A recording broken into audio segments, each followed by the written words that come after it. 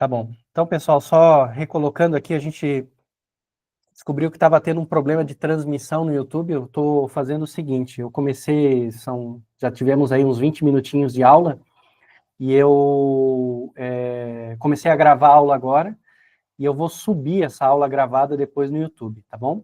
Então, talvez eu tenha perdido aí o comecinho da aula. A gente fez um exercício que é a letra A do 326. Eu vou deixar essa solução para vocês, não vou repetir tudo. Vou deixar a solução por escrito. Se alguém tiver dúvidas, depois entra em contato comigo, tá? Me manda uma mensagem, que se eu posso explicar. Eu resolvi só o item A do 326, tá? E aí eu comecei o capítulo 3.8, a seção 3.8 do Schutz, tá? Você mesmo pode também dar uma lida lá, mas basicamente nessa seção ele está justificando que a métrica tem a capacidade de levantar e baixar índices. Eu estava explicando para o pessoal aqui no Google Meet que a métrica baixa os índices de uma one-form, né, de um vetor, transformando ele numa one-form, né? Quando a gente diz que a métrica mapeia um vetor numa one-form, a gente pode pensar que ela atua dessa forma, baixando o índice, né? Se a gente escreve em notação indicial, fica bem claro de onde que vem essa ideia de baixar o índice. É que o vetor tem índice em cima, T alfa, e o one-form tem índice embaixo, T alfa, índice embaixo. A métrica baixou o índice. Isso a gente tinha entendido que valia para um vetor de uma one-form, e a gente pode falar para um tensor qualquer. Então, um tensor qualquer, NM, ele vai fazer o quê? Ele vai diminuir um índice de cima, vai passar a ser um índice ETRM menos um índices, e vai aumentar um índice embaixo. É como se eu, na hora de escrever o tensor, que eu escrevi T, alfa, beta, em cima, gama, delta, lambda embaixo, eu pegasse esse beta e jogasse para baixo, tá? É isso que a métrica faz. A métrica também pode levantar o índice, porque a gente tem a métrica inversa. A gente sabe que pode associar um vetor a uma one-form através da métrica inversa. A gente tinha feito isso, né, também com os índices, tá? Então, essa aqui é uma justificativa, digamos assim, mas não é uma prova, de maneira nenhuma isso é uma prova matemática, tá? Ele está fazendo uma afirmação sem provar. O Schutz não prova isso, eu imagino que a demonstração deva ser mais complicada, senão ele faria, porque ele tem feito todas as demonstrações. Mas, enfim. Agora a gente precisa... Isso aqui é uma argumentação só, tá? Não é uma maneira operacional de fazer a coisa. Eu vou mostrar para vocês agora... Não sei se o Maurício abriu o microfone. Não. Eu vou mostrar para vocês como é que a gente opera isso mesmo, tá? Oi, Maurício, quer fazer uma pergunta? Fala, Maurício. Isso, desculpa, professor. Esse abaixar o índice e aumentar o índice, tem uma sequência ou eu posso pegar qualquer tipo? O T, alfa, beta, e embaixo, gama, nini. Eu tenho uma sequência, tem que ser o beta, baixar primeiro, depois o alfa... Tá? Eu não captei isso. Pessoal. Tem uma sequência, eu não tinha mostrado ainda, eu vou mostrar agora, Maurício. Tá ok. Desculpa. Tem. Não, mas é uma ótima pergunta, porque tem uma regra, tem uma lógica para isso aí. Eu não mostrei ainda. Perfeito. Mas tem sim, e é bem importante essa pergunta. O que eu estou mostrando por enquanto é só argumentando essa ideia de levantar e baixar um índice, tá? Isso está um pouco associado, né? Lembra um pouquinho aquela ideia da derivada de um expoente, né?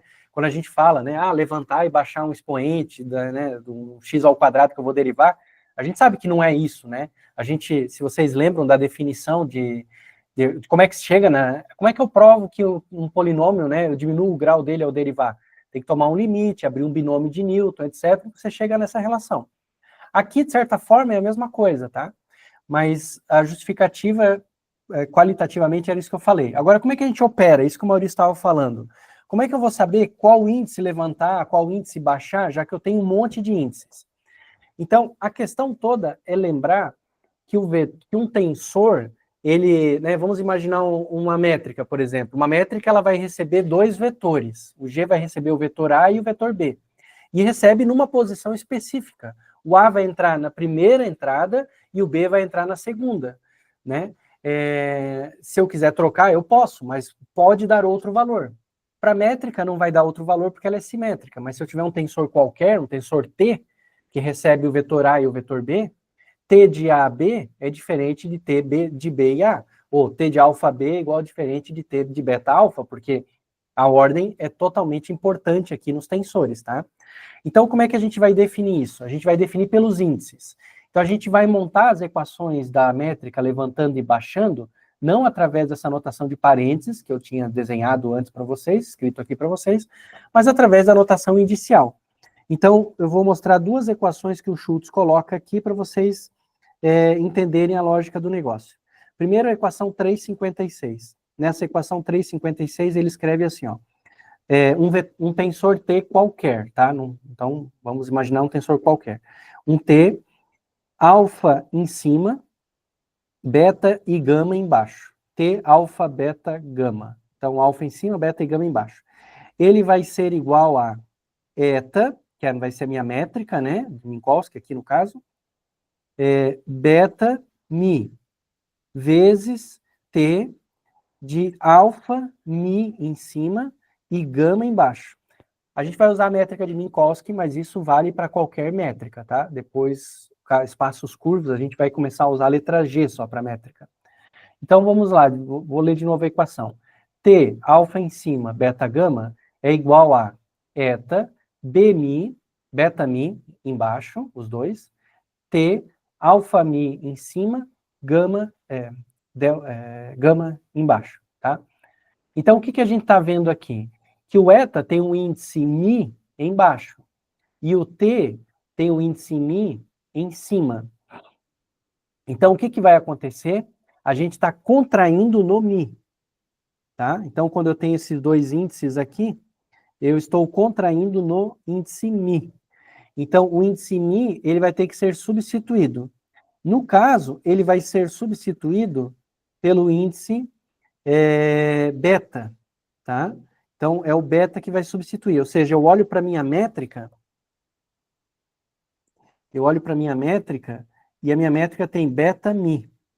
Então, eu vou fazer o seguinte, o mi que estava sendo contraído, ele estava em cima no T. O beta da métrica está embaixo, né? Beta mi. Então, aquele mi da métrica vai ser substituído por um beta embaixo. É isso que vai acontecer.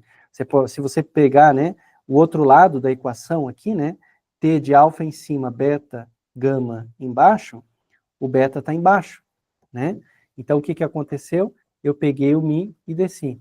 Então, quando eu ler a equação, eu vou ter sempre um eta, que é a minha métrica, né? Dois índices. Nesse caso, beta mi. Aí um tensor do outro lado. O tensor, ele vai ter que ter um desses dois índices, vai ter que estar numa outra posição, né? No caso, tá em cima aqui. Então, o que acontece? Eu vou baixar esse cara, tá? Não sei se ajudou a entender agora, Maurício. Deu para entender? Essa coisa de índice aí complica um pouco, né, na leitura aqui. Eu não te escutei, Maurício. Eu acho que o teu microfone está fechado. Mas qualquer dúvida é só abrir de novo e chamar, tá? Ele tem uma outra equação. Vamos ver uma outra equação aqui. A equação 357. A 357 é um tensor T, alfa embaixo, beta em cima, gama embaixo. Ele veio do seguinte, de pegar uma métrica T alfa mi e contrair o tensor com o tensor T, mi em cima, beta em cima, gama embaixo. Então, de novo, eu tenho mi em cima no tensor e embaixo na métrica. E na métrica eu tenho o alfa também embaixo. Então, o mi que estava no tensor vai ser baixado e vai ficar como um alfa embaixo. T, alfa embaixo, beta em cima, gama embaixo, tá?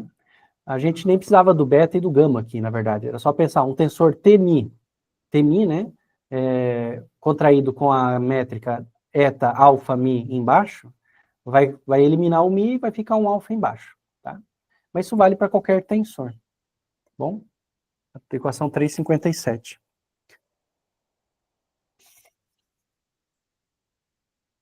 E a gente pode, na equação 358, mostra como a gente levanta o índice também. Na equação 358, eu tenho T, alfa, beta e gama em cima. Ele foi obtido de pegar um tensor que tinha T, alfa, beta em cima e mi embaixo. E contrair ele com uma métrica que tem gama e mi em cima. Então, o tensor está com mi embaixo, a métrica está com mi em cima. E a métrica é gama mi. Então, o tensor onde tem o mi que estava embaixo vai subir e vai ficar gama. Vai subir e ficar substituir pelo gama, tá? É assim que a gente operacionaliza essa história, tá bom? Aí depois ele faz algumas afirmações aqui, tá? Essas afirmações que ele faz são importantes e não são muito óbvias. Ele fala assim, olha só, que na relatividade especial, essa regra, né, pensando nos valores, ela é simples. Se a gente estiver subindo ou descendo um índice que seja zero, o sinal da componente vai mudar. Se a gente estiver subindo ou descendo um índice que seja 1, 2 ou 3, o sinal da componente não muda. Essa é a primeira afirmação, que às vezes pode não parecer tão óbvia para alguém. Depois, ele fala da questão de contrair um tensor, que é o próprio tensor métrico. Rebaixar ou levantar índices de um tensor, que é o próprio tensor métrico, que é a equação 359 aqui, tá? Na equação 359, ele coloca assim, eta, alfa em cima, beta embaixo, é igual a pegar o tensor métrico, eta, mi, beta, e contrair ele com o tensor eta de alfa, mi. Então, eu vou contrair o mi de novo, e aí o que acontece é que o meu mi da primeira métrica vai ficar como alfa em cima, tá? É isso que a gente vai fazer. E aí ele pergunta, né, quem que é esse eta de alfa, beta? Esse eta de alfa, beta, ele é igual ao delta de Kronecker. Ele é igual a delta de alfa, beta, ou seja, é 1 se alfa e beta forem iguais, e é 0 se alfa e beta forem diferentes, tá? Isso, como é que a gente pode ver, tá? Como é que eu percebo que ele pode ser isso? É porque a gente tem que olhar para essa equaçãozinha que a gente tem aqui, ó. Eta de alfa mi em cima, eta de mi beta embaixo. Isso aqui é um produto de matrizes. Vocês lembram que produto de matrizes, a gente tem assim, ó, a matriz M, I, J é um somatório do produto da matriz A, I, K com a matriz B, K, J. A soma acontecendo em K, né? É linha vezes coluna. Então, lembra na matriz? Eu tenho a matriz A e a matriz B. Eu vou pegar o quê? Uma certa linha da matriz A, a linha I, vou pegar todos os elementos da linha I, ou seja, eu estou variando a coluna, são os Ks, e vou multiplicar por uma linha, por uma coluna da matriz B, pela coluna J. Então, vou pegar todos os elementos da coluna J, que são as linhas, tá? Então, a gente faz um somatório em todos eles, né? Linha por coluna, tá? Se você compara essas duas equações, essa daqui de matrizes, né? Então, isso aqui é matriz. Com a equação tensorial que a gente tem em cima, a gente vai ver, então, que eta de alfa, beta seriam os termos do novo tensor, os coeficientes do novo tensor, né? Os componentes do novo tensor, são dados em termos do produto aqui dos dois tensores. Mas aí a gente tem que lembrar que eta com índice em cima é inversa da eta com índices embaixo. Então, eu estou multiplicando um tensor pelo seu inverso, tá? E aí, por isso que vai dar um delta de alfa, beta, porque como vai ser inverso, né, a gente vai ter uma matriz identidade, tá? Um tensor, que é um tensor também, que tem componentes 1 quando os índices são iguais e 0 quando são diferentes. A gente até poderia ter multiplicado isso daqui, né? Porque a gente sabe que o eta, ele é menos 1, na diagonal principal, menos 1, 1, 1 e 1. E todo o resto é 0, né? E que o inverso dele é o mesmo tensor, você pode, é a mesma matriz, né? Tá? Eu estou representando o tensor com uma matriz aqui. Você pode provar, né, que eles são inversos. Como? Multiplica essas duas matrizes que eu escrevi para vocês, menos 1, 1, 1 e 1, na diagonal principal e tudo 0, vezes ela mesma. Se você fizer essa multiplicação, você vai terminar com a matriz identidade. Pode fazer ela, tá? Você vai terminar com a matriz identidade. Então, eles são inversos, tá? Então, por isso que vai dar o delta, tá? Só que aqui é importante você perceber que a gente já não está mais lidando com matrizes, a gente está lidando com tensores. Então, as matrizes, tanto faz o índice em cima, índice embaixo, isso era uma matriz. Aqui, né, a gente só usava índice embaixo, inclusive. Aqui é um tensor, então ele ter posição de índice tem uma coisa a mais para a gente, que a matriz não dizia. A posição do índice quer dizer que eu vou dar entrada com um vetor ou com uma one-form. O que eu vou dar de entrada aqui, né? Quando o índice do meu tensor está em cima, essa casa tem que ser alimentada com uma one-form. Quando o índice está embaixo, essa casa tem que ser alimentada com um vetor, tá? Com a componente de um vetor. Então, o tensor tem bem mais informações, não é só uma matrizinha, né? Professor, Oi? se fosse, em vez de eta, G, a G, alfa, beta, e fizesse, daria um delta de Kronecker também? Também daria, porque você vai continuar lidando com tensores inversos. Né? Legal. Beleza. Só para confirmar mesmo, tá? Uhum. Aí eu peguei, gente, e vou compartilhar com vocês depois. Deixa eu abrir aqui. Eu preparei um exemplo para compartilhar com vocês. Deixa eu salvar esse e abrir o exemplo. Eu já vou colocar ele pronto na tela, para não gastarmos tempos demais com esse exemplo, porque ele não está aqui nas... Não é essa aqui. Não faz parte do conteúdo propriamente, mas eu acho que ajuda a gente a entender o que o Schultz está querendo falar nessa parte. Então, deixa eu mostrar ele aqui para vocês. Depois eu vou compartilhar aí com vocês também.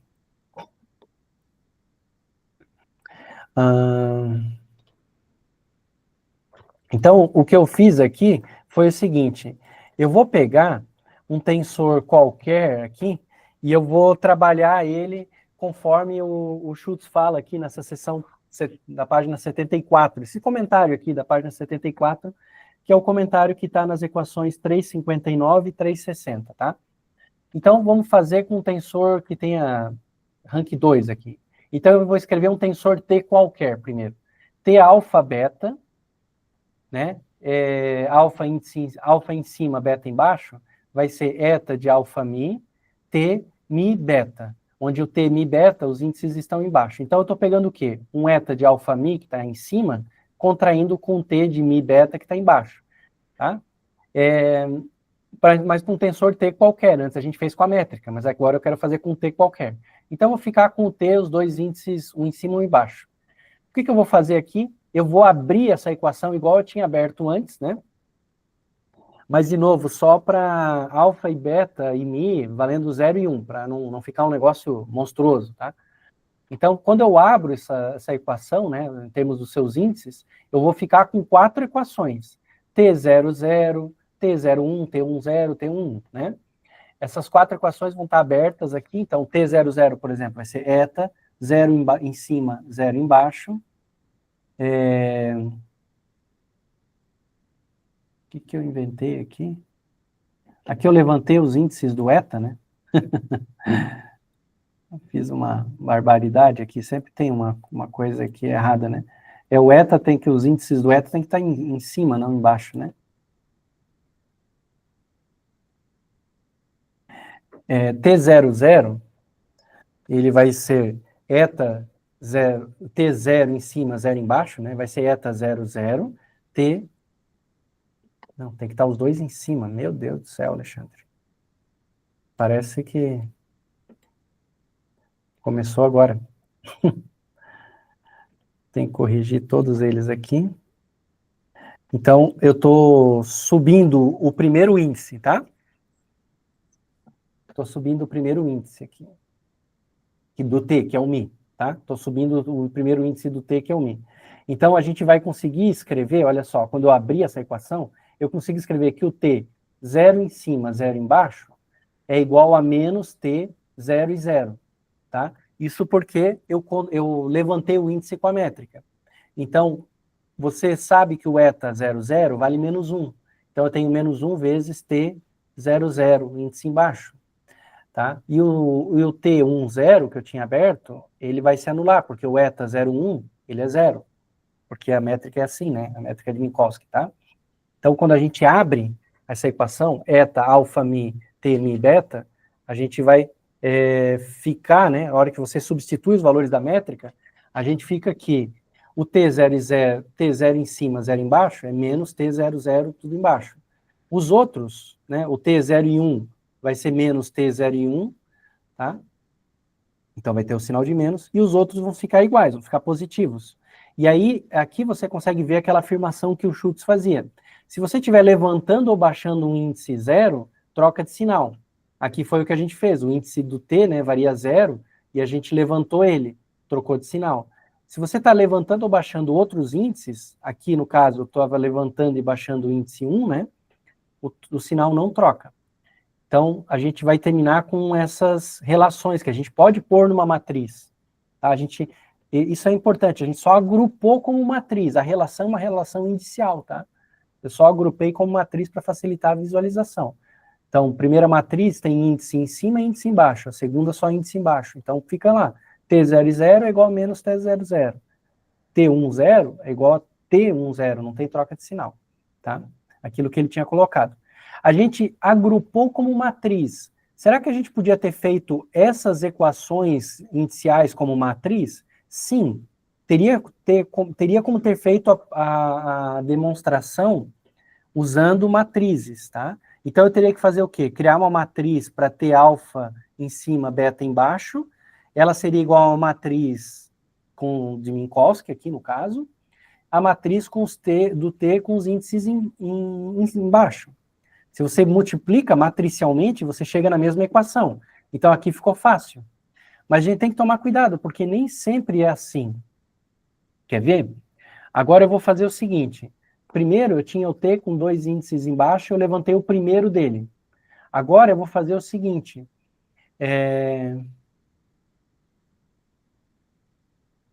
Eu vou pegar aquele T que eu tinha levantado agora, né? Que era T alfa em cima, beta embaixo. Eu vou levantar o beta também. Como é que eu levanto o beta também? Eu multiplico mais uma vez pela matriz de Minkowski. Então, T alfa beta em cima é igual a eta beta ni em cima, T alfa em cima, ni embaixo. Então, eu estou contraindo no ni, e o ni vai ser, né, esse índice vai ficar em cima daí com o valor de beta, tá? Então, quando eu for fazer essa multiplicação, na hora de abrir os índices, eu vou montar aqui de novo, abrir todos os índices, né? T00 em cima, vai ser eta 00 em cima, T0 em cima, 0 embaixo, e assim por diante, vai trocar o sinal, tá? E eu vou ter novos valores e índices. Eu consigo agrupar como uma matriz. Mas se eu tentar multiplicar como matriz de novo, que seria pegar a matriz do T com os índices em cima, igual a matriz do eta, vezes a matriz do T com índice em cima e índice embaixo, não vai dar certo, vai dar errado.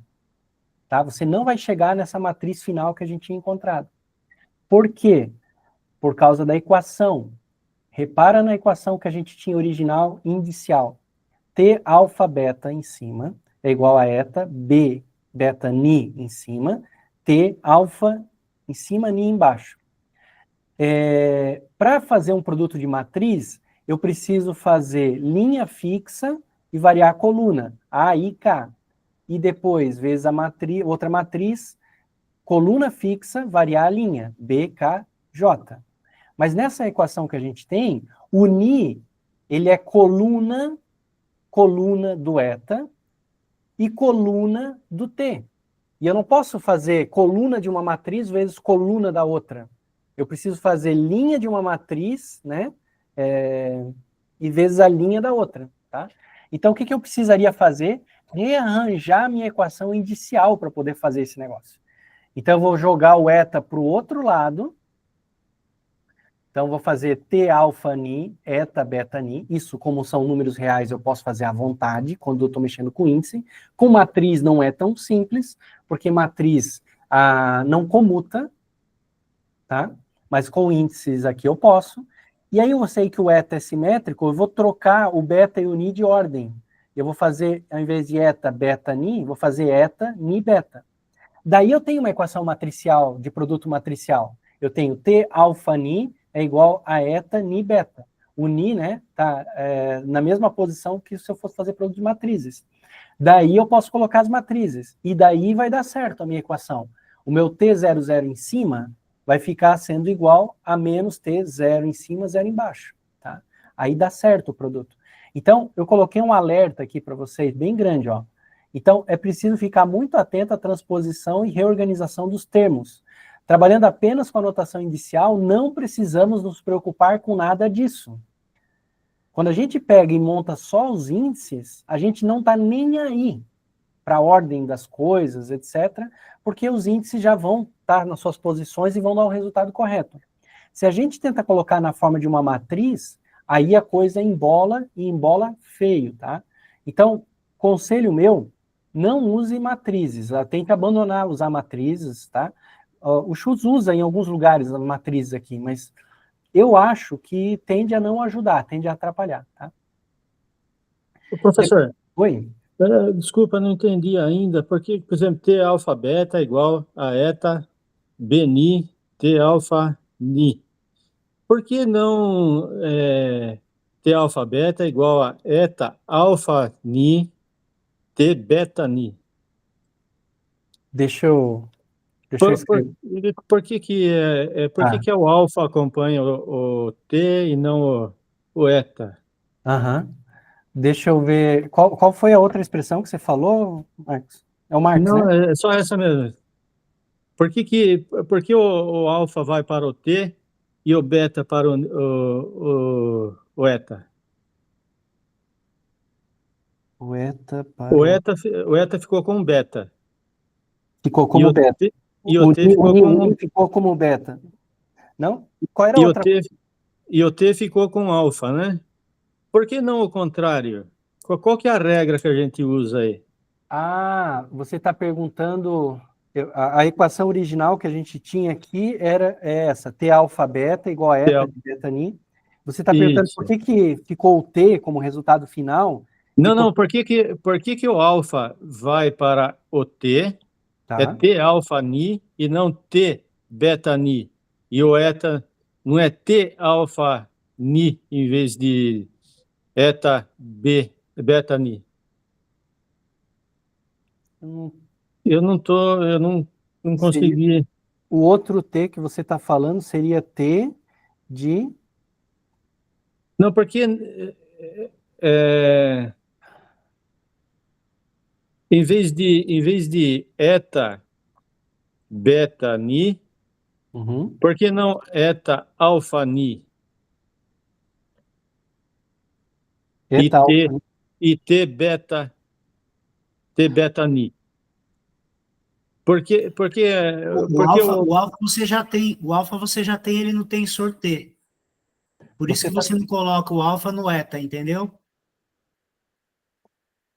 Então já tenho alfa no T. Você queria que como resultado final ficasse um eta com índices, é isso? Não. Eu acho que Não. a dúvida dele é mais assim, eu não sei se eu estiver ajudando o Marcos. Quando Sim. tem o Ni, na primeira equação que o professor está mostrando, quando tem os dois Nis, com a métrica, você vai levantar o segundo Ni. Sim, eles vão contrair. Quando você levanta o segundo Ni, ele não é mais Ni nesse caso, ele vira beta. E aí fica igual a equação do outro lado, entendeu? Entendi. Ah, tá, entendi a tua dúvida. Era isso aí que o Alexandre está falando. Outra forma de você olhar, Marcos, é o seguinte. Lembra que o Ni, ele está sendo contraído nessa equação. Então, ele é um índice mudo. Ele não aparece do outro lado, ele desaparece. Só sobra para o outro lado os índices que estão sozinhos. No caso, é o alfa e o beta. Ok. Tá? É isso. Tá certo. Entendeu? Tá, valeu, obrigado. Nada. A gente também pode escrever, eu escrevi como 2 passos, ou seja, eu tinha um T com 2 índices embaixo e eu levantei ele para 2 índices em cima, fazendo 2 passos. Eu tive que aplicar a métrica 2 vezes. A gente pode escrever isso como uma equação única também, tá? Então, se eu pegar aquela equação, a segunda equação era T alfa beta em cima é igual a eta de Bni em cima, T de alfa em cima, Ni embaixo. eu posso pegar esse T de alfa Ni e escrever ele como a primeira equação que a gente tinha, que era quando eu tinha o T com os índices embaixo e levantei 1. Então, era eta de alfa Mi igual a T Mi Ni. Isso levanta o índice Mi para alfa, né? Então, a gente pode escrever assim. Então, eu coloquei entre parênteses, né, vezes o primeiro eta lá, eta beta Ni. Então, aqui eu levantei os dois, o Mi e o Ni do T. Como é número, posso mexer, tirar o parênteses, multiplicar à vontade, é tudo número aqui, tá? Então, a gente tem uma equação final. T de alfa beta em cima vai ser igual a eta de beta ni, eta de alfa mi, vezes o T com mi e o ni embaixo. Então, eu levantei o mi e o ni. E, de novo, Marcos, ó, a dúvida do Marcos é importante, né? O mi e o ni são índices mudos aqui. Então, eles não aparecem na equação final. Eles desaparecem. Me sobra só os índices livres, que é o alfa e o beta. Maurício, ia fazer uma pergunta? Não, professor. Tá. Sua pergunta é quando? Então, sobra só esses índices aí, tá bom? Esse PDF eu vou deixar para vocês como Vai pesquisar. um comentário aqui. Ô, professor, Oi? E ali a sequência dos etas, tanto faz um tá na frente ou o outro, né? Tanto faz, não importa nada, porque como são números, né, eles são componentes do tensor, né? Então é número, você pode jogar para qualquer lado aqui. Ok. Mas se você estivesse tentando organizar isso como uma matriz, você ia sofrer um bocado. Porque daí tem a questão da matriz inversa, todas aquelas coisas. Deixa eu abrir aqui de novo a aula aqui.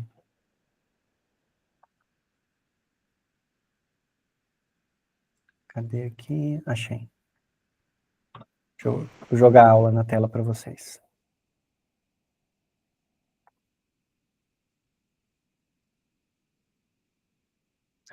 Pode falar, Luciano, fica à vontade. Professor, esse abaixamento e levantamento dos índices, Schutz aqui diz que seriam mapeamentos, né? Quando abaixa, você está mapeando de uma forma para o vetor ou vice-versa, né? Isso. Exatamente. Só que a gente tinha visto isso para só o one-form vetor e, na verdade, vale para um tensor de ordens qualquer. N ordem, tá. Valeu. Isso. E aí, depois, ele faz uma afirmação, né? Tá. Faltou. Espera aí, gente. Faltou eu mostrar a afirmação final. Eu vou só compartilhar mais uma vez aqui o... Cara, onde é que estava isso? Tá aqui no meu home. Aqui eu só me atrapalhei. Eu queria mostrar mais uma coisa que o Schutz fala para finalizar. Daí. Podia ser mais fácil compartilhar a tela aqui no... Tem que abrir tudo, mas achei já. Tá, aí o Schutz, então ele fala isso, né, dos zeros aqui, né, que quando você levanta um zero, você troca de sinal, aquela componente, quando você levanta um outro índice, você não troca. Daí nós chegamos aqui, ó, numa equaçãozinha final, era nessa equação final que eu queria chamar a atenção para vocês, ó. A equação final que a gente tem são duas matrizes. Na matriz da esquerda é o T com os índices em cima, na matriz da direita é o T com os índices embaixo. Então, eu estou claramente relacionando valores aqui nessa equação, tá? Eu estou dizendo o seguinte, ó, o T00 em cima é igual ao T00 índice embaixo. Então, quando eu pegar um vetor, um tensor desse, digamos que o T00 índice embaixo seja 4. O T00 índice em cima vai ser 4 também. Mas quando os índices são, por exemplo, 0 e 1 ou 1 e 0, está trocando de sinal nessa equação final que a gente obteve. T0 e 1 em cima é menos T0 e 1 embaixo. Então vai ter a troca do sinal. É que nem a gente pegar um vetor e encontrar o one-form associada, né? Trocava o sinal da primeira componente, os outros ficavam igual. A gente achou uma regra, a mesma regra, para um tensor 0 e 2. Quando eu tenho um tensor 0 e 2 e levanto os dois índices, troca o sinal das componentes 0 e 1, 1 e 0, mas das outras não. Tá? Então, daí depois, o Schutz, ele comenta que a métrica tem um papel especial, olha só. Na equação 359, ele está dizendo que quando você pega e levanta o índice de uma métrica, né, com a equação eta de alfa mi igual a eta de mi beta, você chega num eta de alfa em cima, beta embaixo, que é um delta de Kronecker, tá? E isso mostra que a métrica tem um papel especial. Ele fala aqui, ó, uma coisa meio criptografada aqui, ó, lá no finalzinho. Deixa eu jogar na tela, porque eu tive que ler, eu acho que umas 15 vezes esse negócio, a primeira vez que eu li, para vocês verem que o cara é professor só porque ele estuda o negócio há mais tempo, não é porque ele é mais inteligente, né? Porque às vezes eu sou bem burro para conseguir entender alguma coisa. Professor? Oi? Eu me confundi um pouco, porque primeiro eu lembro que quando era o índice temporal, ficava negativo. Agora, como você está fazendo em 2 índices, ele volta a ser positivo, é isso? Trocou 2 vezes o valor do sinal, ele acabou ficando positivo. Ah, tá. Agora, o outro que seria positivo nos 2 casos, ele fica negativo. Ah, não, porque tem um índice temporal, entendi. Isso, exato, tem só um, daí permaneceu Entendi. E o T11 não trocou nenhuma vez de sinal. Entendi. Tá? Olha só o que o Schutz fala aqui, que eu tive que ler umas 10 vezes para conseguir entender e fazer esse exercício. Ele diz assim, ó, levantando um outro índice, nós obtemos meramente a identidade, né? Se ele pegar aquela equação lá e tal. Então, aí vem a parte importante aqui. Então, nós podemos atribuir eta de alfa beta, que está em cima, como componentes de um tensor 2 e 0, que é mapeado de um tensor 0 e 2. G. Ele é mapeado de um tensor 0 e 2G por a métrica inversa. Ele aplicou a métrica inversa para subir os índices aqui. Então, para G, as suas componentes contravariantes, aqui ele usa uma linguagem que ele mesmo disse que não ia usar no livro, lá no comecinho, acho que no capítulo 1. Contravariante, na linguagem da relatividade especial e geral, mais antiga, tá? Contravariante é quando os índices estão em cima. G alfa beta está em cima. E covariante é quando os índices estão embaixo. G alfa beta, índice embaixo. Tá? Ele mesmo falou que não ia usar essa linguagem e acabou usando. Então, para G, os seus componentes contravariantes são iguais aos elementos da matriz inversa da matriz covariante dos componentes. Eu não sei vocês, mas o meu cérebro dá um nó quando eu leio frases assim, colocadas desse jeito. Tá? Isso nó mesmo, tem um nó total. Às vezes eu me acho muito burro, eu leio essas coisas aqui, eu preciso ler umas 10 vezes para entender. E ele diz, só a métrica acontece isso, tá? No fundo, ele está dizendo o seguinte, as componentes do tensor são iguais do tensor com índice em cima, são iguais às componentes do tensor índice embaixo. E elas foram levantadas pelo próprio tensor. Então, o que acontece? Se você pensar num tensor qualquer, isso não é verdade.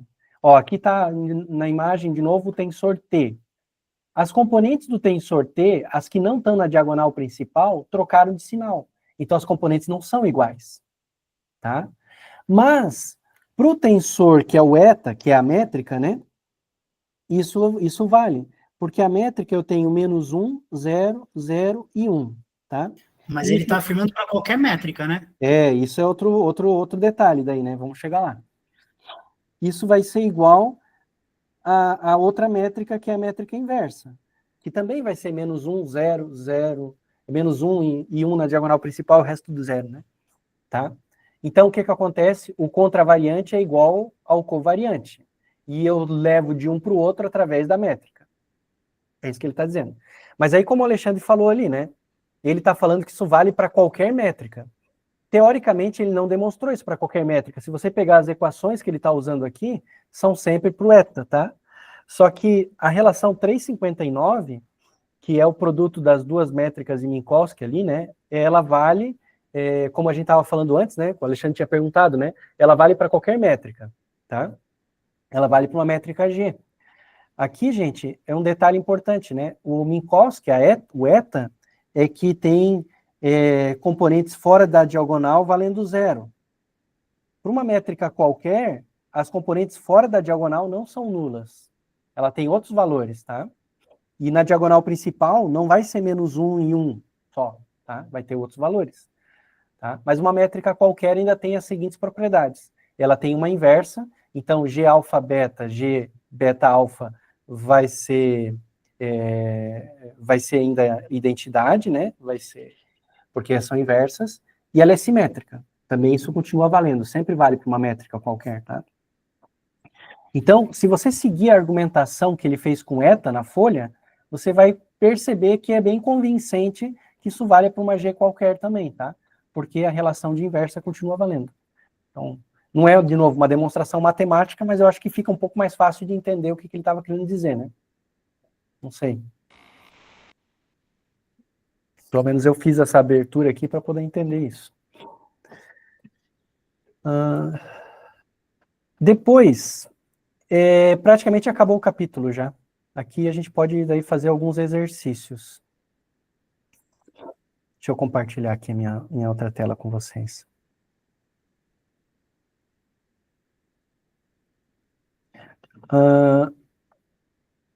Cadê aqui? Deu. O que ele fala aqui no resto do capítulo, né? Então, no resto do capítulo, ele coloca umas...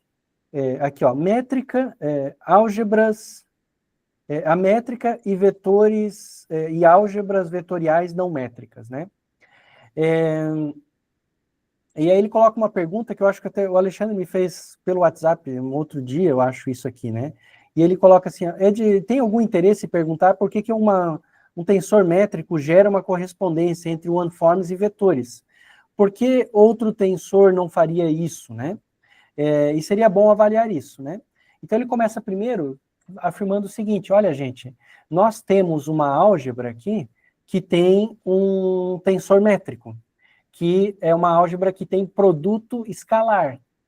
Mas existem álgebras que não precisam de um tensor métrico, ou seja, álgebras onde não está definido um produto escalar, tá? São álgebras não métricas.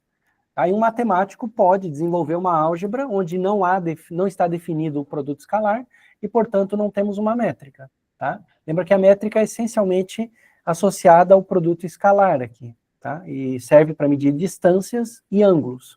E a gente precisa disso na física. Então, para uma teoria física, uma métrica não escalar, uma álgebra não métrica, onde uma álgebra que não tem produto escalar, teria que ter outras propriedades aí, mas distâncias e ângulos não mediríamos, tá? Então, o primeiro elemento é esse, olha, a gente poderia se perguntar, é só a métrica que corresponde? Bom, primeiro que a gente nem precisa ter a métrica, daí nem teria correspondência. E aí o segundo ponto, mas vamos imaginar uma álgebra em que tenha um outro tensor que faça essa correspondência. Na verdade, é possível mostrar que ele vai ser único, e aí o matemático chamaria ele de métrica, porque ele vai ter o papel da métrica, tá? Então, qualquer tensor que faça correspondência vai ter esse papel de métrica. Pode falar aí, Luciano. Ô, professor, ele fala aí também no momento aí no espaço de fases. Isso. Ele fala isso, basicamente, é um espaço vetorial? Não, é verdade. Ele fala do espaço de fase em algum momento. O espaço de fase que ele está falando aqui, Luciano, é o seguinte. Quando a gente está lidando com mecânica newtoniana mais avançada, que a gente muda o formalismo e cria um formalismo que a gente chama de lagrangiano e depois hamiltoniano, a gente descreve os movimentos a partir de duas variáveis, que é sempre a variável de posição e a variável de velocidade, tá? Então, por exemplo, se eu penso numa bolinha que está se deslocando, eu vou descrever esse deslocamento da bolinha, identificando a posição dela e identificando a velocidade, tá?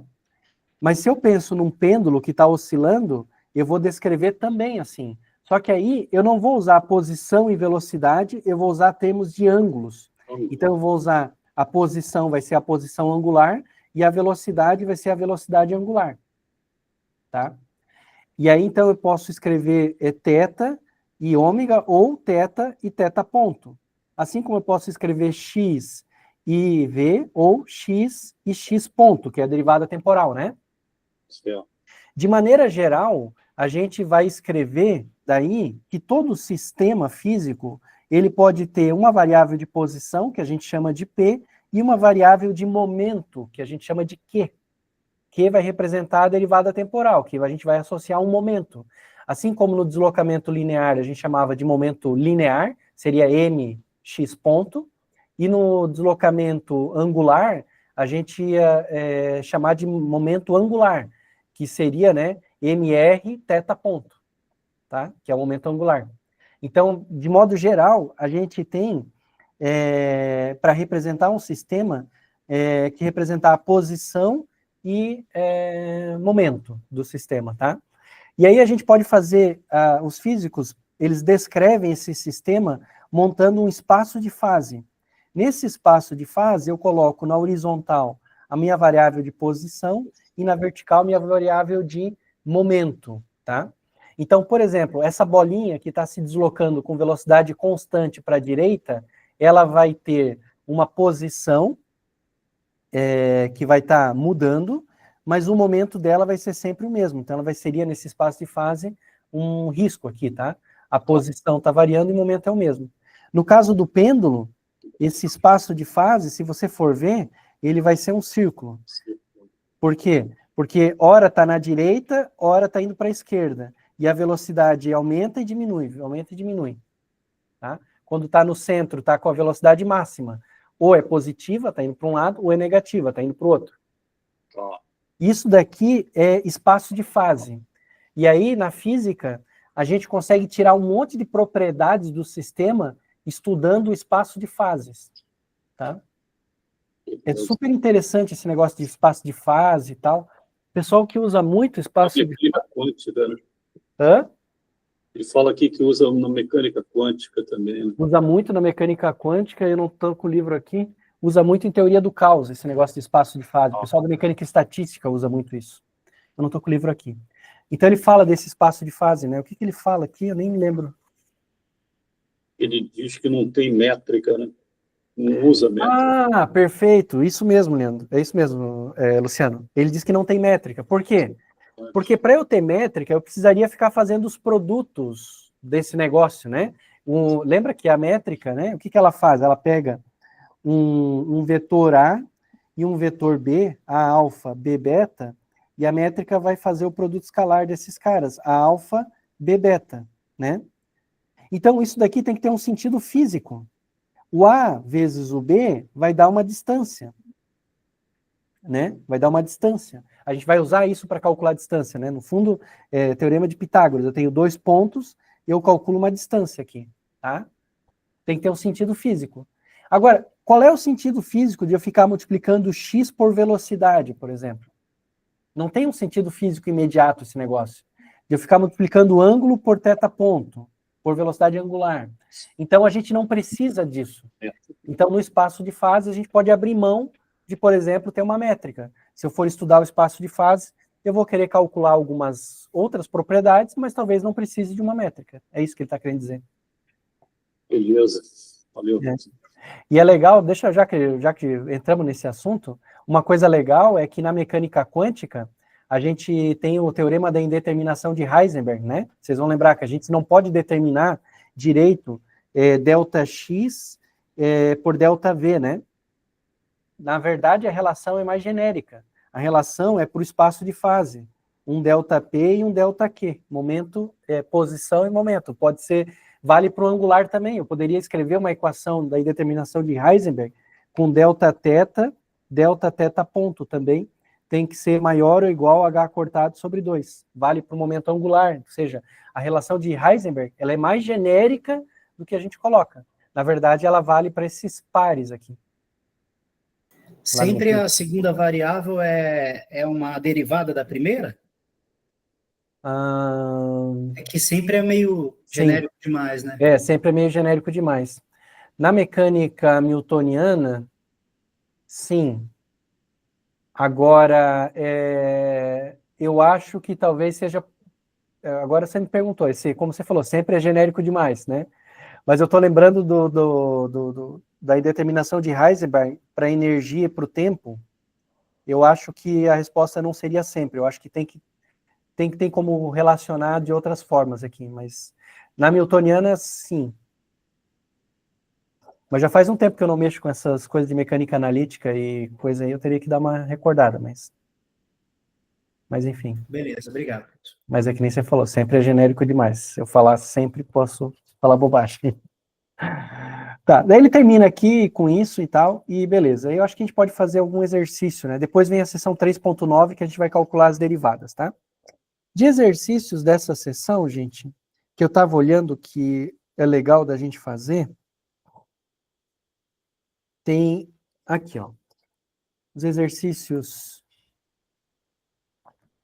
bacanas que vocês podem fazer também vão ser o 24, um exercício simples, mas que ele dá o tensor, os componentes, então tem alguns números que é legal para praticar.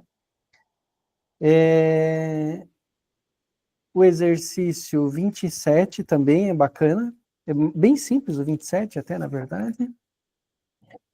Aí o 31, que é um exercício bem difícil, mas bem interessante, tem a ver com álgebra linear. E depois tem um outro exercício que eu vou fazer mais para frente, que é o 34, que é um exercício de revisão, tá? Esse você já tem condições de fazer, a gente já aprendeu tudo que precisa para fazer, mas ele colocou como um exercício de revisão, tá?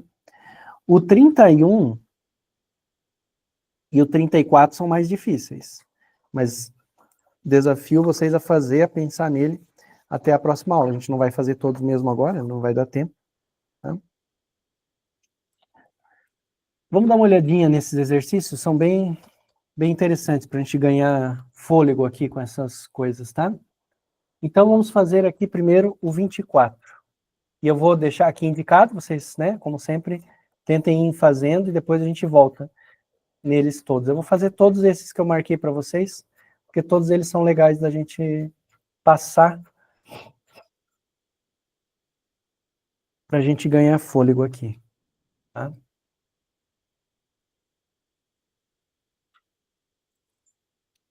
Então, ele faz assim, ó, o 24. O 24, ele dá uma métrica, ele dá um tensor para a gente, um tensor M alfa beta, um tensor 2 e 0, ou seja, o alfa e o beta estão em cima. Ele dá as componentes na forma de matriz, tá? Então, mais uma vez eu vou dizer, não pense que o tensor é uma matriz, a gente só organizou as componentes numa matriz para poder mostrar. Então, tem um monte de número aqui na matriz, tem vários zeros, e tem uns e dois e tal, não vou ler tudo porque são 16 números. Aí o que ele pede aqui é o seguinte, encontre que, primeiro, as componentes do tensor simétrico e do tensor antissimétrico. Ele pede para a gente achar as componentes, tá? Então, o item A, né, ou o item 1, desculpa, você tem que lembrar das equações, tá? Então, a equação 331 e a equação 334. A equação 3.31, ela vai me dar as componentes de um tensor simétrico construído a partir de um tensor qualquer. Então, H, né, aqui tem um detalhe, a equação lá está com índices embaixo, mas a gente vai usar aqui para um tensor com índices em cima, vale a mesma coisa, tá? H, abre parênteses, alfa e beta, fecha parênteses, tudo em cima. Abre parênteses quer dizer simétrico, tá? Conchetes vai dizer antissimétrico. Um tensor simétrico vai ser 1/2 de eu somar as componentes H alfa beta com H beta alfa. Então eu vou pegar as componentes e vou trocar a ordem, né? Outra maneira de pensar é que o H beta alfa, em notação matricial, né, de componentes, seria a matriz transposta, tá? Então, se eu transpor essa matriz aqui, que a gente tem, né, como é que a gente vai ficar? A diagonal principal sempre fica igual, né, na hora que eu transponho, né? Então, 0, -1, 0 e 0. Aí eu vou trocar a posição de quem está em cima por quem está embaixo. Então, vai ficar aqui, deixa eu fazer aqui, cuidar para não me perder, né? 0, 1, 0, 0. 1 menos 1, 0 e 2. 2, 0, 0, 1. E aqui 1, 0, menos 2 e 0. Transpus a matriz, tá? Então eu tenho essas duas matrizes aqui. O que eu tenho nessa equação é que eu preciso somar as duas matrizes, tá? Então, a gente vai somar essas duas matrizes e vai ter as componentes, né? Então, vamos lá, somando as matrizes aqui, vai ficar 0 mais 0, 1 mais 1, 2, 0 mais 2, 2, 0 mais 1, 1. Aqui vai ficar 2, menos 2, 0 e 2. Embaixo, 2, 0, 0, menos 1. 1, 2, menos 1 e 0. Essa aqui vai ser a matriz simétrica, tá?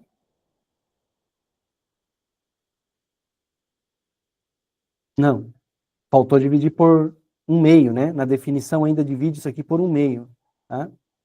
Então, faltou dividir por 1/2. Então, a matriz simétrica vai ser 0, 1, 1, 1/2, 1, menos 1, 0, 1, 1, 0, 0, menos meio, 1/2, 1, menos meio e 0. É isso. Tá? Então, assim que a gente calcula a matriz simétrica.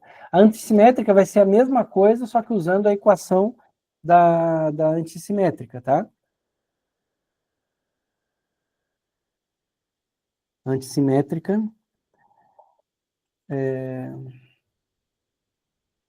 Deixa eu... Quando você inverte os índices, é só fazer a transposta, no caso da matriz, Isso, né? exatamente. No caso da matriz, é só fazer a transposta, né? Porque a gente só trocou a posição dos índices, tá? Eu vou fazer o seguinte. Esse exercício, ele é bem operacional. Eu já vou pegar ele aqui do que eu fiz e vou copiar aqui para a tela, tá? Só um instante aqui, que é o 24, porque senão a gente gasta muito tempo só escrevendo. Você só vai fazer a subtração, né? E dividir, né? Exato, Só vai fazer isso, né? É isso que eu vou fazer, daí eu vou jogar aqui na tela para vocês.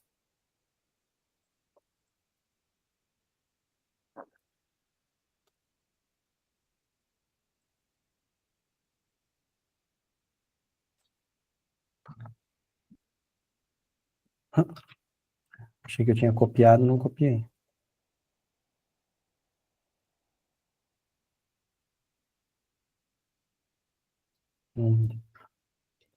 Tudo não, Alexandre.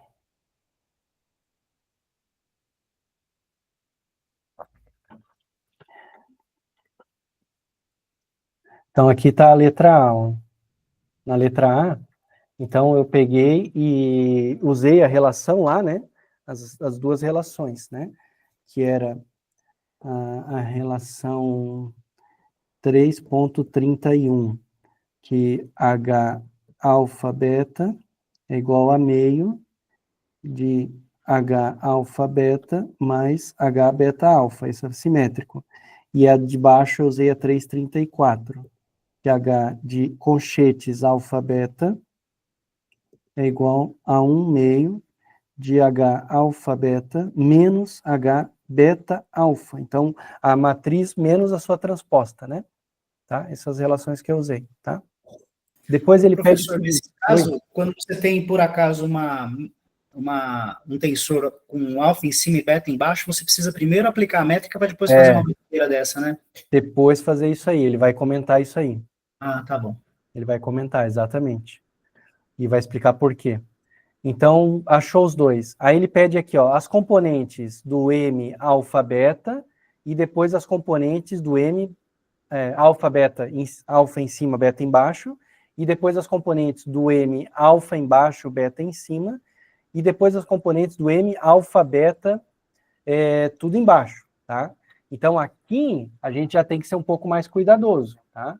por causa daquela história de considerar como matriz ou não considerar como matriz, tá? Então, para o segundo item, ele quer aqui M, alfa em cima, beta embaixo. Então, M, alfa em cima, beta embaixo.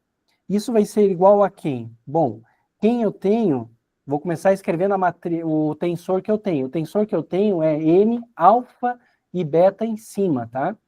Então, M, alfa e beta em cima. É esse cara que eu tenho. Para poder mexer, então, o que eu preciso? Eu preciso baixar o beta. Tá vendo? Que o beta foi baixado. Eu quero o M com alfa em cima e beta embaixo. E eu estou com os dois em cima. Então, eu preciso baixar o beta. Para baixar o beta, então, a gente vai multiplicar pela métrica. E, no caso, eu estou baixando. Então, a métrica vai ter que ter índices embaixo também, tá?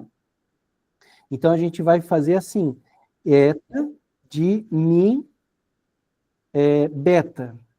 Só que aí eu estaria somando aqui no beta, né? E o beta seria o índice mudo. Eu não quero isso. Eu quero que o índice mudo seja o mi. Então, eu vou fazer o quê? Eu vou pegar, vou tirar o beta do m e vou colocar mi. Alguém levantou a mão aí, né? Pode falar. Pode falar, Marcos. Acho que teu microfone está fechado ainda.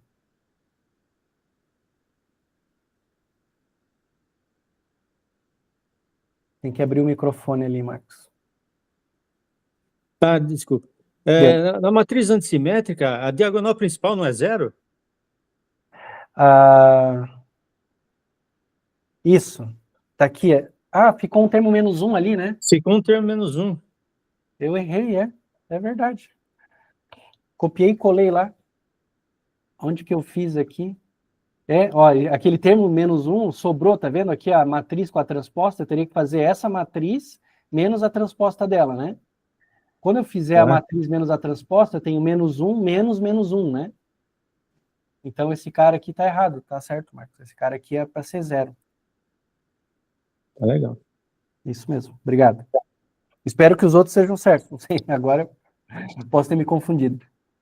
Entenderam, então, como é que eu montei essa equação? Eu quero o M, alfa em cima, beta embaixo, mas eu estava com os dois em cima. Então, eu vou pegar o mi e vou contrair e vou colocar beta no lugar. Tá? É isso que a gente vai fazer aqui. Então, de novo, a gente volta para aquele problema de matrizes. Do jeito que está essa equação aqui, se eu multiplicar, vai dar problema. Tá? Se eu multiplicar assim, vai dar algum problema aqui. Então, o que eu preciso fazer? Eu acho, pode dar mais trabalho, mas eu acho mais fácil você olhar em termos de índices, tá? Você pegar os etas, abrir, olhar os índices, tá? A outra forma que você tem para fazer é mexer, manipular um pouco aqui, tá? Mas eu vou dizer para vocês, o meu sentimento, eu sempre fico com receio de transformar esse negócio em matriz e estar fazendo a operação matricial errada e chegar nos valores errados, tá? Então, eu abriria esse negócio aqui como índice. Qual é o problema de abrir como índice? Dá trabalho, né? Dá trabalho, né? Tá? Mas nesse caso, se a gente trocar de ordem, ficaria mais... Você vê que dá problema na matriz, porque você bate de olho assim, já vê, porque tem problema entre linha e coluna, alguma coisa assim? Exatamente. Em geral, esse é o cálculo, tá? Ó, no caso, veja, eu tenho o produto eta, mi, beta, vezes m, alfa, mi, né?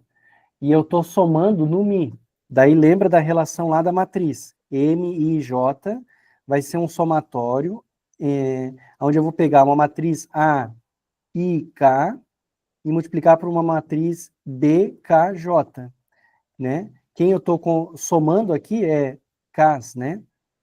Então eles têm que estar, o K, quem eu estou somando, tem que estar na posição de coluna para o primeiro e de linha para o segundo. Então aqui eu troquei ele de ordem para poder fazer. Eu fiz M vezes o eta. Porque daí o Mi fica na coluna para o M e fica na linha para o eta. Quando eu troquei a posição. Entenderam? Entendi.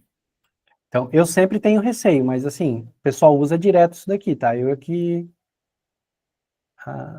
sou escaldado com usar matriz. Mas tudo bem, tá nessas posições. Então, agora eu poderia operar esse negócio aqui. Eu poderia, né, pegar a minha matriz aqui e colocar ela, a minha matriz original, 0, 1, 0, 0, 1, menos 1, 0 e 2, 2, 0, 0, 1, 1, 0, menos 2 e 0. Essa é a minha matriz original. Então, eu vou pegar ela e vou multiplicar pela métrica de Minkowski. Menos 1, 1, 1 e 1. Então, aqui, né, vai ser linha vezes coluna. Linha vezes coluna vai dar 0 para o primeiro, né? Pega essa linha aqui e multiplica aqui pela coluna, vai dar 0. Linha vezes a coluna do outro, vai dar 1. Linha vezes a coluna do outro vai dar 0. Esse daqui, a próxima linha vezes a primeira coluna, vai dar menos 1. Eu até tenho ele aqui, mas eu acho que esse exercício aqui, eu acho que eu troquei as coisas. Por isso que eu digo para vocês que eu não confio, ó. Tá? Eu tenho ele aqui, tá errado. Se eu copiar na tela, aí vai dar errado. Aí tem que pegar linha por coluna, menos 1. Linha por coluna,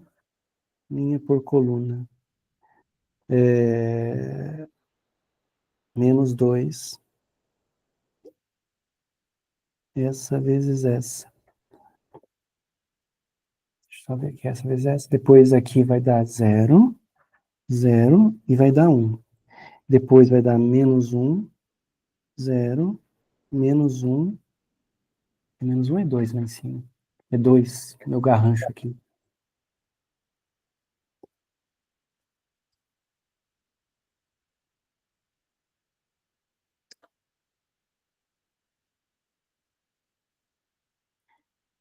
E 0, tá? Beleza, fiz essa daqui. Agora, a próxima que ele está pedindo são as componentes do M, alfa embaixo, beta em cima.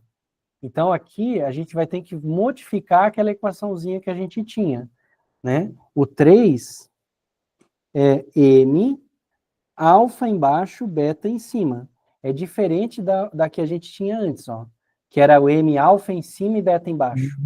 Então, a gente vai fazer como isso aqui? A gente vai pegar o nosso M, a gente vai ter que baixar o alfa agora.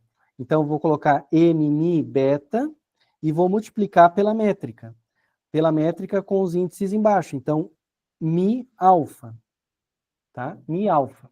Então, é isso que a gente vai fazer.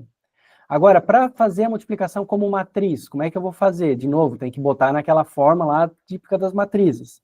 Então, eu vou transpor o eta, porque eu posso sempre, a métrica é simétrica. Então, eu tenho eta de mi alfa, eu posso fazer eta de alfa mi, vezes m de mi beta. Então, veja que agora eu vou fazer o produto diferente. A métrica vai estar na frente e a matriz é que vai estar atrás. Tá vendo? Então, daí vai dar um outro valor, vai dar uma outra matriz, que eu nem fiz aqui. Já é 11,5. Se você abrir pelos índices, dariam 64 índices, é isso? Pois é. É isso? É 16. Vou ter que pegar... São 2 somatórios. É um somatório, né? Somatório em mi, né? Então, vai dar... Eu vou ter que fazer 16 equações, uma para cada combinação de alfa e beta possível, né? 0, 0, 0, 1. Vai dar 16 equações. Cada equação vai ter 4 termos, porque eu estou fazendo um somatório no mi, né? Então vai dar muita coisa. É nessas horas que um computador ajuda bastante, né? Mas o que eu queria que vocês pegassem é essa questão de ter que multiplicar os índices e tal. Acho que isso vocês já pegaram, né? Bem. Nesse exercício, depois ele quer que baixe os 2 índices. Até baixar os 2 índices a gente já tinha feito. Estava lá naquele outro problema que eu dei para vocês lá, né? A gente fez, tá? Depois, ele vai fazer uma pergunta bem importante aqui, e daí vamos terminar esse exercício. Isso aqui eu vou deixar para vocês fazerem, porque é operacional, essa contarada, tá? Mas eu queria ver com vocês a letra B desse problema. Esse problema eu mostrei só a letra A, que tem vários itens, né? Eu vou deixar para vocês terminarem a letra A lá, de botarem os números e praticarem isso aí. Se quiserem abrir as 16 equações, também podem, tá? Daqui a pouco vocês não vão mais precisar fazer isso. Vocês já vão estar bem craques, vão bater o olho e já não vão precisar mais. Mas, às vezes, no começo é bom esses exercícios operacionais. E eu vou deixar a letra C para vocês fazerem também, tá? Acho que vocês conseguem, sem minha ajuda aqui, fazer tranquilo a letra C. Mas essa letra B ela é importante. Deixa eu discutir isso e a gente termina a aula. Para um tensor 1 em 1, cujas componentes são m de alfa em cima, beta embaixo, faz algum sentido falar das suas componentes simétricas e antissimétricas? Se faz, os defina. Se não faz, diga por quê. Então, ele colocou uma pergunta super interessante aqui. Eu tenho um tensor que é m de alfa beta, só que o alfa está em cima e o beta está embaixo. Vale para outro caso também, tá? M de alfa embaixo, beta em cima. E aí ele pergunta, faz sentido falar das suas componentes simétricas e antissimétricas? Olha, se eu pegar a equação de simétrico e antissimétrico, em princípio eu poderia dizer que m alfa beta é antissimétrico, se ao trocar eu tiver m beta alfa com sinal negativo. Parece que é razoável, tá? Parece que é razoável também se eu olhar para a matriz. Se eu olhar para a matriz, né, e, por exemplo, eu ver que a diagonal principal é toda zero e que o sinal de cima está com o sinal trocado do sinal de baixo, eu diria, olha, ela é antissimétrica. Se eu olhar para a matriz e ver que a parte de cima é igual à parte de baixo, eu poderia dizer, olha, é simétrico, né? Então, nesse caso, eu teria um m alfa beta igual a m beta alfa. E alguém poderia se convencer de que sim, que faz sentido falar que esse tensor pode ser simétrico ou antissimétrico. Mas não faz, tá? Não faz. E o motivo de ele não fazer é que você precisa voltar às origens. O que é um tensor? Então, aqui, quando a gente escreve m de alfa beta, a gente está falando das componentes do cara. Mas um tensor, ele não é só suas componentes. Um tensor é mais. Um tensor é um ente geométrico que tem componentes e tem bases. Tá? Então, a gente tem que lembrar que existe um tensor M, que ele é escrito como componentes m alfa beta, aonde o alfa, que está índice em cima, quer dizer que é alguém que recebe uma one-form. Quem recebe uma one-form? Um vetor. Então, vai ser E alfa. E o beta embaixo, que vai ser alguém que vai receber um vetor. E se está embaixo, ele recebe vetor. Então, vai ser um ômega til beta. Lembram dessa definição de tensores que a gente tinha dado lá no comecinho? Um tensor é um ente geométrico, tá? E ele vai mapear, né, vetores e one-forms. Então, M alfa índice em cima, beta índice embaixo, é um cara que recebe uma one-form, ou seja, a one-form vai entrar no vetor E alfa, e ele recebe um vetor que vai entrar na one-form ômega til beta, tá? Então, gente, é muito importante que quando eu escrevo... Pode falar, quem que levantou a mão aí? Professor, então os índices são realmente trocados, né? Por exemplo, no M alfa beta, o alfa, que é do vetor, em cima, né? E o do one-form, que é beta em cima, fica embaixo, né? Ah, tá. A posição ali dos vetores e das componentes? Posição dos vetores e das componentes. Isso. Eles ficam trocados, Luciano, para a gente poder usar a notação de Einstein. Para eu poder dizer que eu estou contraindo no alfa e eu tenho todos os M0, E0, M1, E1, todos eles. Quando ele fala que é covariante, é porque ele, como é que se diz? Varia da mesma forma que a base do vetor, né? Isso. Essa é uma notação antiga que eles usam, que gera confusão. Eu nem lembro dela, porque como eu estou aprendendo também relatividade com o Schutz, e ele não usa, o covariante é quando os índices estão embaixo, e o contravariante é quando os índices estão em cima. É uma linguagem antiga que ele não usa aqui mais, né? tá? Ele fala que é N vezes contravariante e N vezes Isso, variante. Mas o que eu quero chamar a atenção para vocês aqui é o seguinte, ó.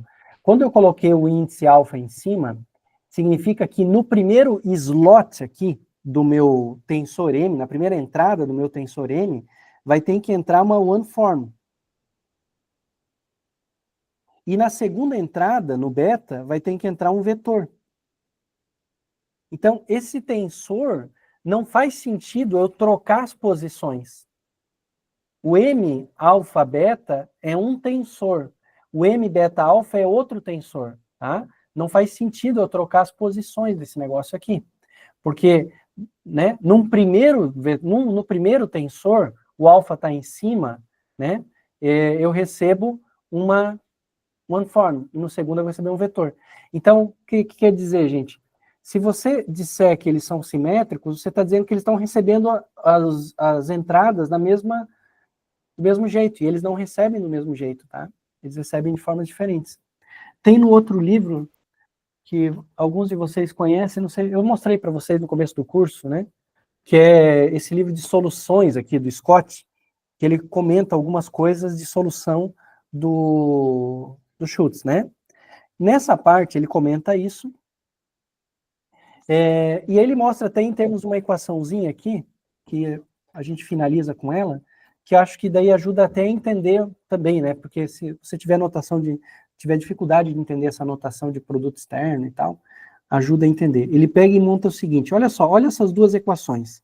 Um tensor A, alfa, beta, índice embaixo. O alfa, V, beta. O que é essa equação? É um tensor A que recebe dois vetores. E eu estou dando como entradas o vetor U e o vetor V, tá? Então, eu posso trocar tranquilamente e escrever A beta alfa, U alfa, V beta. Ou seja, A beta alfa quer dizer que o vetor U está entrando agora na segunda casa e que o vetor B está entrando na primeira casa.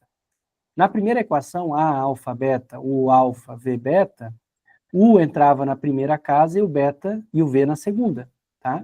Então, em termos tensoriais, eu teria o seguinte, ó, a primeira notação, eu teria U e V. A segunda notação é diferente, eu tenho A, ele recebe o V e recebe o U. Então, eles estão entrando em casas diferentes. Eu estou dizendo aqui que os dois são iguais, então os dois são simétricos. Beleza. Agora, se eu for escrever a mesma coisa com essa notação que a gente tem, vai dar galho, quer ver? Ó? A alfa em cima, beta embaixo, ele recebe um vetor U, uma one-form U alfa e um vetor V beta. Se eu troco A beta em cima, alfa embaixo, o alfa, V beta. Ó, se eu troco, já não dá mais para fazer as somas. Tá vendo? Ó? Eu tenho A alfa, A beta alfa, o alfa está embaixo. O alfa está embaixo também. O que isso aqui significa para a gente? Que está errado. Porque eu não posso alimentar o A com uma componente de uma one-form na segunda posição. Porque na segunda posição ele espera a componente de um vetor. Então, essa equação, se você bate o olho nessa equação, você tem que dizer, ela está errada, ela é impossível. Eu não consigo realizar essa equação aqui desse jeito, tá? Por isso, é interessante, né, mais uma vez, a gente perceber que tensores não são matrizes, porque tensores, eles têm bases e componentes, tá? Então, não faz sentido chamar tensor que tem tensor 1 em 1, simétrico ou antissimétrico. Tá bom? Tem mais algum comentário, alguma pergunta?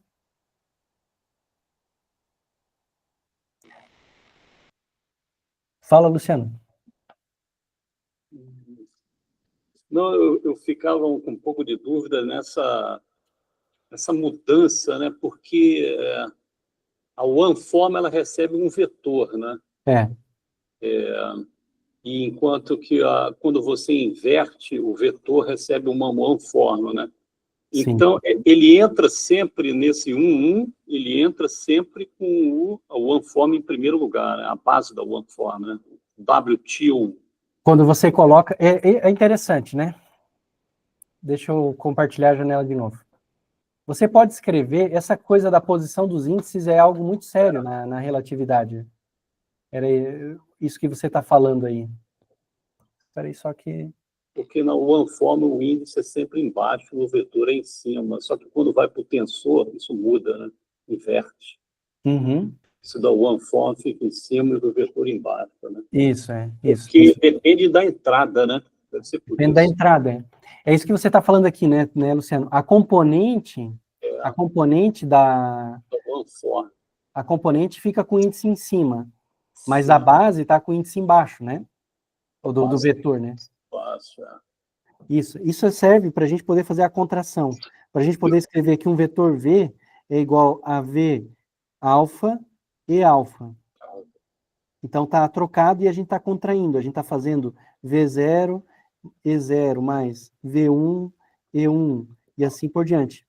Se não tivesse trocado, a gente não podia usar essa notação. Né? Mas tem uma outra coisa que você falou que é interessante. Se você pensar num tensor 1 em 1, você tem, eu não sei se você falou isso ou eu entendi e quero chamar atenção para isso. Se você pensar num tensor 1 em 1, você pode pensar num tensor T alfa em cima, beta embaixo, e você pode pensar num outro tensor, vou até dar outro nome, tá? Um tensor N, que tem o alfa embaixo e o beta em cima. E esses caras recebem coisas em ordens diferentes, né? O T, ele vai receber primeiro uma OneForm e depois um vetor. E o N vai receber trocado. Ele vai receber primeiro um vetor e depois uma OneForm. Né? Então, a posição dos índices, ela é super importante nesse caso. Tem que sempre estar tomando bastante cuidado. Onde é que estão os índices aqui? Com a matriz 1, você não vai saber qual que é desses dois que você está falando. Se eu colocar só um você não sabe qual que é. Não sei. Exatamente, não sei qual deles. Eu tenho que dizer certinho, ou da ordem das bases, né? Ou eu dou a ordem das bases, que nem aqui eu escrevi, olha só. A base está multiplicado aqui, um produto externo, né? Componente de vetor com componente de OneForm. Aí eu sei quem é, que é primeiro o vetor e depois a OneForm. Ou então eu dou a posição dos índices. Por exemplo, naquela equação 3,55, como é que ficaria ela escrita com produto externo? 3,55 do livro, né? Que é o R. Deixa eu pegar ela aqui. Tensor R. A 3,55? A 3,55 do livro, como é que ela ficaria escrita na forma de produto externo? Que é aquele que ele fez uma mudança de referencial, mas digamos que fosse tá.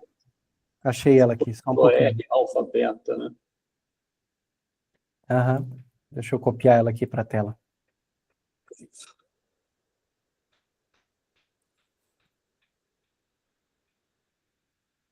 Essa aqui, né? Qual parte? Essa aqui de cima, né? Primeiro, esse é um 1, né? Ele entrou primeiro com a OneForm. Isso, ele é um tensor 1. Você pode ver que ele é um tensor 1, porque ele tem um alfa em cima e um beta embaixo. Então, é R, alfa, beta, né? Então, ele é um tensor 1. Mas que tipo de tensor 1? É um tensor que recebe, olha só, o alfa está em cima. Quando está em cima, ele vai receber uma OneForm. Porque você lembra que vetores têm índices em cima, e OneForms tem índices embaixo. Então, em notação... Pode falar, Luciano. Tá, em notação de produto externo, esse tensor, a gente pode dizer que ele vai ser igual, então, a um R de alfa, beta. A primeira vai ser uma OneForm, né? Então, ele vai ter... A primeira é um cara que recebe uma OneForm. Seria um Primeiro vetor. cara que recebe uma one-form. Quem recebe uma one-form é vetor. Então, eu vou ter que ter um vetor aqui. É beta, certo. Vetor. Aberto. E... Professor? Oi, Maurício. Professor,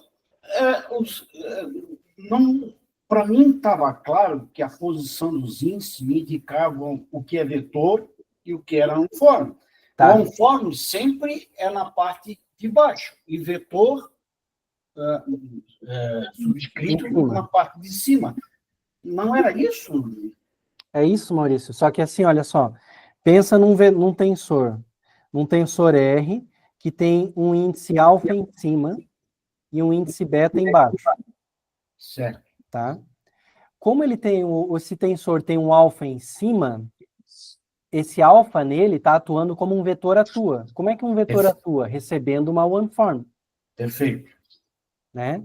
E o tensor tem o beta embaixo. Então, o beta atua como uma one-form atua, recebendo um vetor. Uhum. Tá?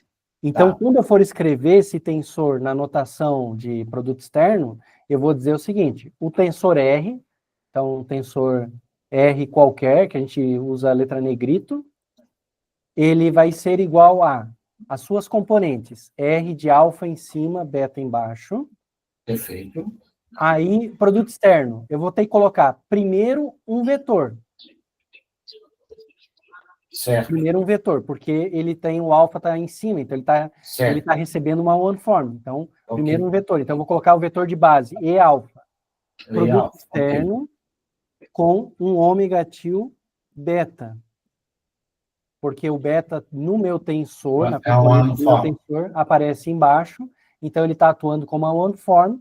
Então, eu tenho que colocar uma base que é uma one-form. Ok.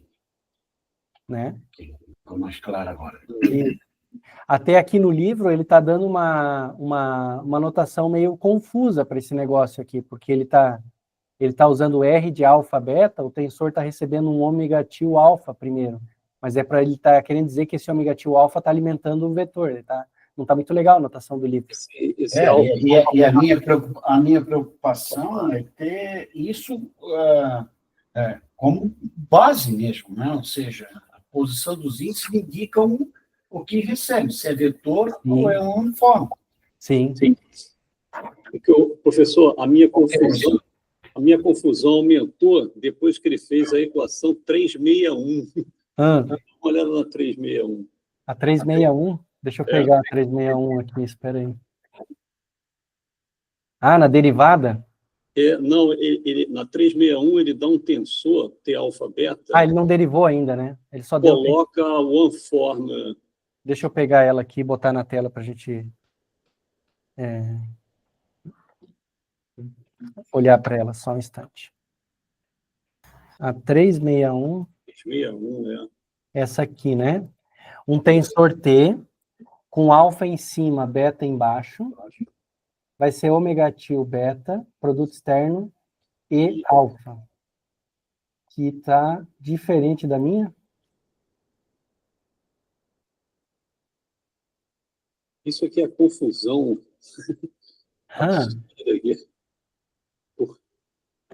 Tá diferente do meu, tá trocado, né? Isso que você está falando, né? Quando ele entra com o ômega til beta, ele está entrando num tensor vetorial, né? Quando ele entra com o ômega til beta. É como se fosse um V, abre parênteses, ômega til beta. Ele trocou a ordem aqui, Luciano, você reparou? Trocou a ordem, né? Porque ele trocou a ordem.